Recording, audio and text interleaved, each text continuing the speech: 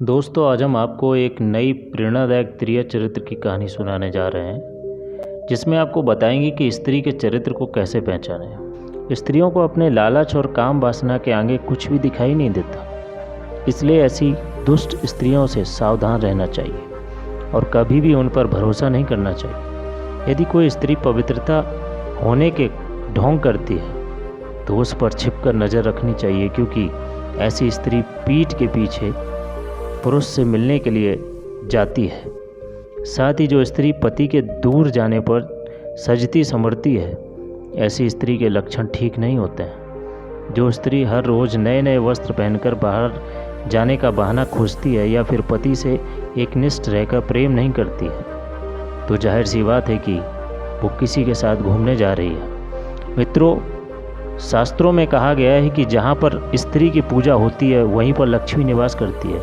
और जहाँ पर स्त्री का अपमान होता है वहाँ पर लक्ष्मी रूठ जाती है।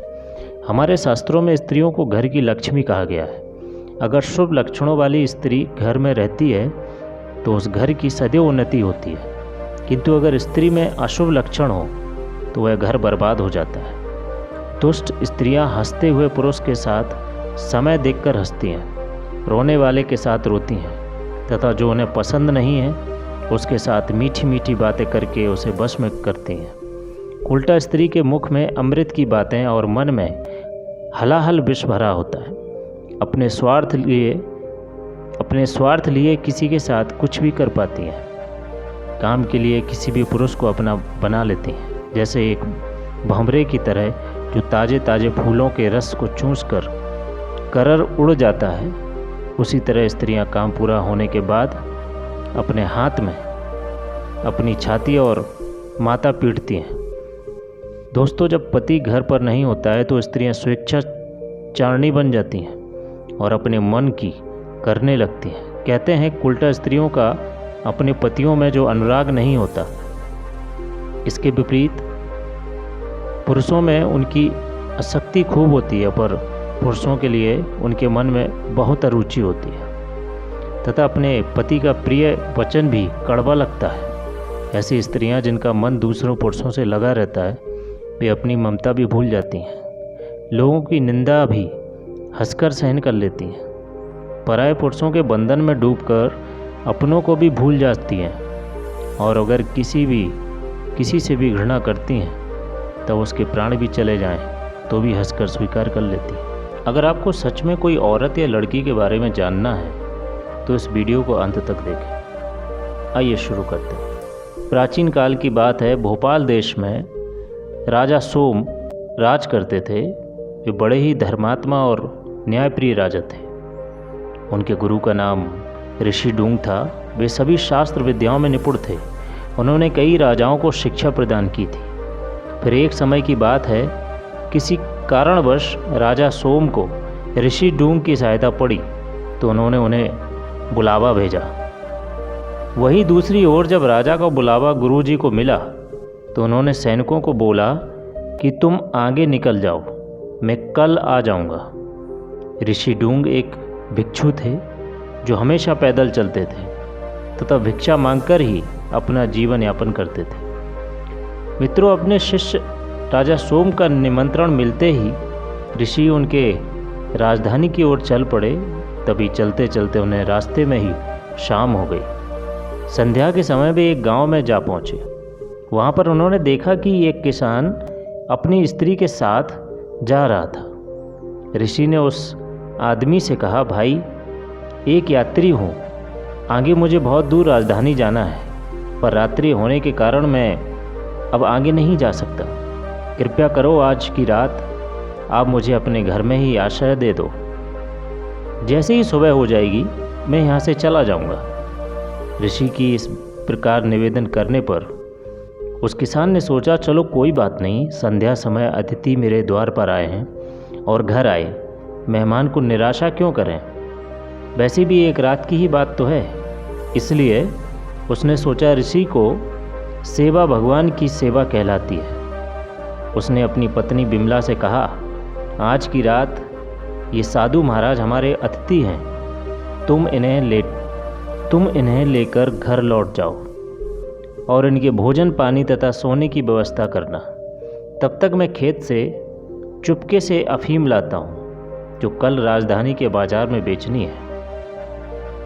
दोस्तों, इतना कहकर वहाँ से किसान चला गया। इधर उसकी पत्नी बिमला साधु को लेकर अपने घर लौट आई और मन ही मन बहुत खुश होने लगी। उसने सोचा कि मैं जल्दी जल्दी साधु को भोजन पानी और सोने की व्यवस्था करके अपने प्रेमी सुनील से मिलने के लिए चली जाऊंगी। उस दिन अमावस की रात होने के कारण आकाश में गहरा अंधेरा छाया हुआ था। किसान की पत्नी साधु को अपने घर वापस लेकर आती है। थोड़ी ही देर में उसने साधु को भोजन कराकर उन्हें सोने के लिए बिछावा बनवाया और किसान की पत्नी ने साधु से कहा, महाराज, मैं थोड़ी ही देर के लिए अपनी सहेली उमा के घर जा रही हूँ, उससे मिलकर मैं अभी लौट आऊँगी। तब तक आप घर में आराम से विश्राम करें, मैंने आपके लिए सारी व्यवस्था यहाँ कर दी है।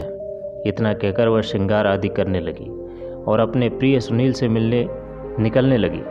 जैसी वह घर से निकल रही थी, संयोग से उसका पति खेत से सामान लेकर सामने से आता हुआ दिखाई दिया।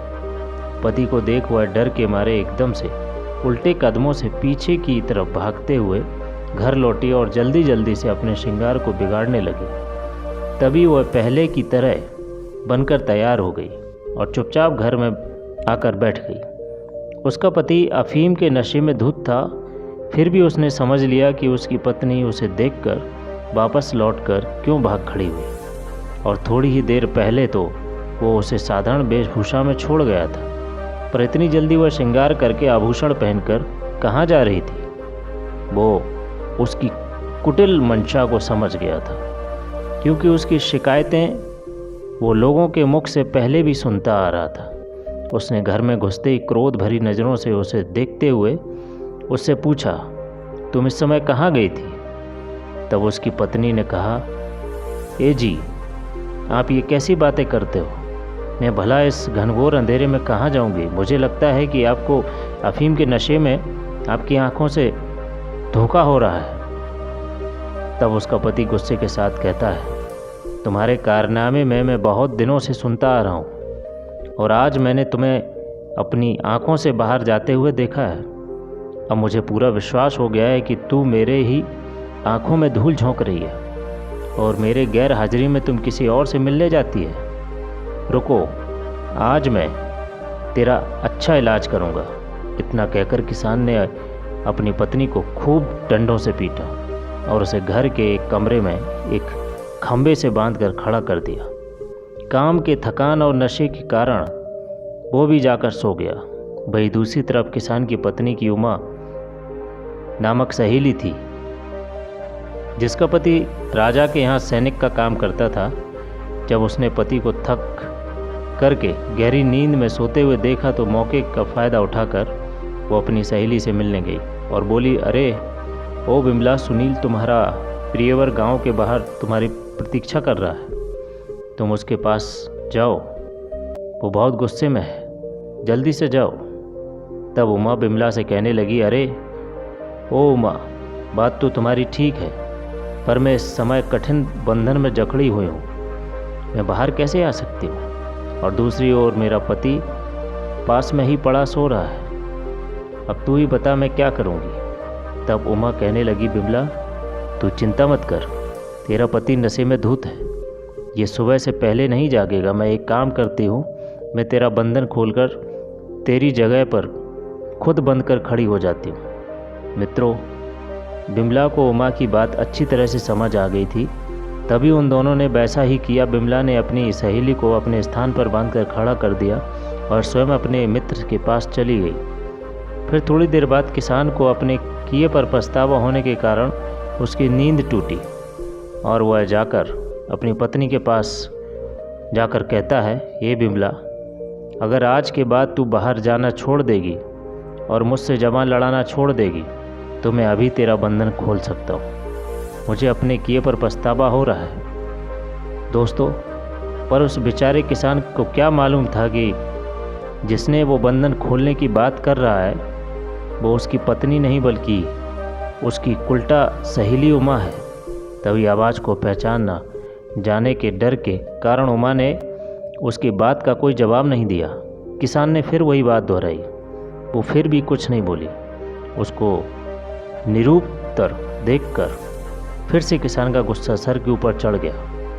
अपनी पत्नी से प्रेम पूर्वक बातें करने बावजूद भी उसका कोई प्रत्युत्तर न देखते हुए गुस्से के मारे आंख बबूला हो गया और उसने गुस्से में एक धारदार चाकू को उसकी तरफ फेंक कर दे मारा। तभी अचानक से उसकी नाक कट गई और वह उसे भला बुरा कहता हुआ फिर से जाकर सो गया। इधर वह साधु सारी कहानी अपने आंखों से देख रहा था। उधर काफ़ी देर के बाद जब किसान की पत्नी बिमला लौटकर घर वापस आई और उसने देखा, सहेली उमा तू ठीक तो है? मेरे जाने के बाद ये पापी जाग तो नहीं गया था? तब रोते हुए उमा बोली, बहन तू मेरा बंधन खोल, तेरे पति ने तो धोखे से मेरी नाक ही काट डाली। ये बहुत दुष्ट है, इसे छोड़कर कहीं भाग जा। उमा की ऐसी बातें सुन बिमला ने अपनी सहेली उमा का बंधन खोला और उसे उसके घर भेज दिया। कटी हुई नाक लेकर उमा अपने घर पहुंची और चुपचाप चारपाई पर लेट गई। मित्रों, इधर प्रातःकाल में मुर्गे के बांग से किसान फिर नींद से उठा और अपनी पत्नी बिमला से बोला, दुष्ट, अब तू कुछ बोलती है या नहीं, या फिर अब की बार तेरे कान ही काट दूँ। किसान की पत्नी बिमला जोर से चीखती चिल्लाती हुई बोली, अरे मूर्ख, तुझ पर धिक्कार है। मुझ जैसी पवित्रता का नाक काटने वाला और मुझे बदनाम करने वाला इस दुनिया में भला कौन हो सकता है। इस प्रकार से ढोंग रचती हुई किसान की पत्नी कहने लगी, देवी देवताओं, यदि आप देख रहे हो तो सूर्य, चंद्रमा, अग्नि और धर्म यदि तुम्हारी नज़रों में पवित्र हूँ, मेरे मन में दूसरे पुरुष की इच्छा नहीं है, और अगर मैं एक सत्यवादी चतुर्वान पतिव्रता हूँ तो भगवान मेरी नाक को पहले की तरह फिर से सुंदर बना दो। यदि मेरे मन में पराये पुरुष का झूठा चिंतन भी हो तो आप मुझे जाकर भस्म कर दो। इतना कहकर ये दुष्ट स्त्री फिर से अपने पति से बोली, ये मूर्ख नीच आदमी, तुम्हारा मेरा पति होने पर धिक्कार है। देख लो, मेरे सच्चाई की शक्ति से मेरी नाक फिर से ठीक हो गई है। मित्रों, पत्नी की बात सुनकर किसान अपनी पत्नी की ओर बढ़ा और पत्नी की नाक देखने लगा। तब वो आश्चर्यचकित होकर एकदम से सर पकड़कर नीचे बैठ गया। उसने देखा कि पत्नी की नाक पहले की तरह है। जब तक जमीन पर देखा तो बहुत सारा रक्त पड़ा था। वो एकदम से भयभीत होता है। डर के मारे उसने अपनी पत्नी का बंधन खोल दिया और उसे चारपाई पर बैठाकर नाना भाग से उससे क्षमा याचना मांगने लगा। वो इसे चमत्कार समझकर अपनी पत्नी बिमला को देवी समझने लगा, परंतु इस रहस्य की बात को वो साधु भली भांति समझ रहा था, क्योंकि उस रात किसान के घर में रुका हुआ था। वो साधु पूरी रात जागकर उनका यही तमाशा देख रहा था। सुबह होते ही बोला, धन्य है स्त्री तेरा चरित्र की लीला। ये सब सोचते सोचते साधु की रात बड़ी ही मुश्किल से कट पाई। वही दूसरी ओर उमा की रात ये सोचते सोचते कट गई कि सुबह अब मैं अपने पति को क्या जवाब दूंगी, कौन सा नाटक करूंगी जिस कारण से मेरी नाक कटने का पता लगे। तो वह ये सब कुछ सोच रही थी कि इतने में उसका पति उद्धव, जो कि वह सैनिक था, वो अपने काम के लिए राजा के महल में जाने वाला था। वो तैयार होकर अपनी पत्नी से रात सी तलवार और कटार मांगने लगा, जो कि उसमें पूर्व दिन के संध्या समय उसे दिया था। तभी उमा ने चिल्लाते हुए कहा कि मैं बस घर की नौकरानी बन गई हूँ। जब भी साहब घर पर आते हैं बस अपने आदेश झाड़ने का काम करते हैं, कभी पत्नी की ओर ध्यान दिया है? बस अपने नालायक दोस्त के साथ दिन भर घूमते रहते हैं। उसी समय सैनिक के मित्र वहाँ आते हैं और वह सारी बातें सुनते हैं। वही उमा अपने पति की तरफ तलवार और कटार फेंक देती है और उसे भला बुरा कहते हुए घर में वापस चली जाती है। अपनी पत्नी का अपने ही मित्रों के सामने ऐसा दुर्व्यवहार देखते हुए उसने भी गुस्से में आकर अपनी कटार घर के वापस जाते हुए उमा की तरफ फेंक कर मार दी, जो कि उसके पैर की ओर जा लगी। जैसे ही उमा ने पति को अपनी ओर आता देखा तो उसे मौका मिल गया था। तभी वह अपनी नाक पकड़कर चिल्लाते हुए घर से बाहर आकर कहने लगी, बचाओ बचाओ, मेरे पति ने मेरी नाक काट डाली है, मुझे बचाओ। इस दुष्ट ने मुझ जैसी निरपराध गुणवान स्त्री की नाक काट के मुझे कलंकित कर दिया है। कोई मेरी रक्षा करो वरना मुझे ये मार डालेगा। दोस्तों, उमा के रोने चिल्लाने की आवाज़ सुनकर राजा के सिपाही दौड़े आए और उमा के पति को पकड़कर राजा सोम के दरबार में हाजिर कर दिया। बताया कि महाराज, इसने बिना किसी कसूर के अपनी पत्नी की नाक काट दी है तथा ये अपनी ही तलवार से जान से मारने की कोशिश कर रहा था। इसे कठोर दंड दिया जाए। तभी राजा ने अपने सैनिक से पूछा, बताओ तुम्हारी स्त्री ने क्या अपराध किया था जो तुमने उसकी नाक काट दी? क्या वह किसी पराये पुरुष को चाहती है? क्या वो किसी परदेश के साथ बातचीत कर रही थी? क्या उसने कोई चोरी की है? साफ साफ बताओ। मित्रों, राजा के पूछने पर उसने डर के मारे कुछ नहीं बोला। अपने सैनिक को चुप देखकर राजा समझ गया कि इसने बिना कोई अपराध के आधार पर अपनी स्वयं की पत्नी को प्रताड़ित किया है। दोस्तों, राजा सोचने लगा कि पाप कर्म करने वाला मनुष्य अपने कर्म से डर जाता है। उसके चेहरे का रंग और आवाज़ बदल गई। वो नज़र मिलाकर बात नहीं कर सकता। जिसके चेहरे का रंग फीका पड़ गया हो, मस्तिष्क पर पसीना आता हो, जिसके चलते हुए पैर लड़खड़ाते हों, जो भरी हुई आवाज़ में कांपता हो, बोला जो नज़र झुकाकर बात करता हो, ये दोषी होने के लक्षण होते हैं। राजा ने अपने दरबार में सैनिक को दोषी पाकर उसे सूली पर चढ़ाने का आदेश दे दिया।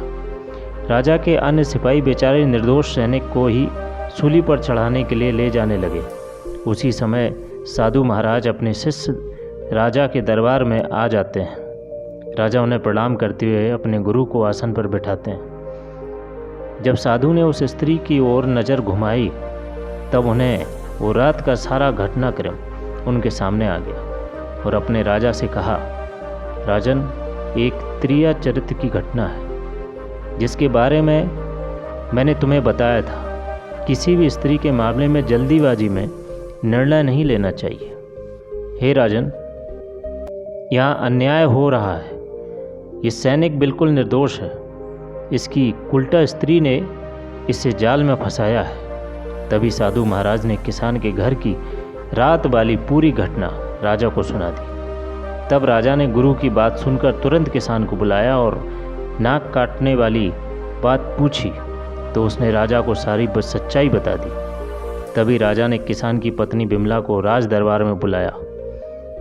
जब वह दोनों उल्टा स्त्रियां राज दरबार में उपस्थित हुईं तब उन्होंने देखा वो साधु राजा के पास बैठे हैं जिसने रात का किया कराया चुपके से देखा था और उन दोनों के पति भी राज दरबार में मौजूद हैं। तब जाकर उन्होंने अपने गुनाहों को कबूल किया। फिर राजा ने किसान और सैनिक दोनों की पत्नियां बिमला और उमा के नाक कान कटवाने का आदेश दे डाला। राजा ने उन दोनों को राज्य से बाहर निकाल दिया, ये कहकर कि इस राज्य में सभी को मान सम्मान से रहना चाहिए। वही उन दोनों के प्रेम को पराई स्त्रियों के साथ संबंध रखने के कारण कारावास में भेज दिया और फिर से राजा सैनिक को अपना पद वापस देकर सम्मान के साथ काम पर रख लिया। तो दोस्तों, इस प्रकार से हम जान सकते हैं कि उल्टा स्त्रियां अपने पाप को छिपाने के लिए क्या क्या नहीं कर सकती हैं। प्रिय दोस्तों, उम्मीद है आपको ये कहानी अच्छी लगी होगी। तो वीडियो को लाइक करें और कमेंट में जय श्री राम जरूर लिखें। साथ ही चैनल को सब्सक्राइब करें। धन्यवाद।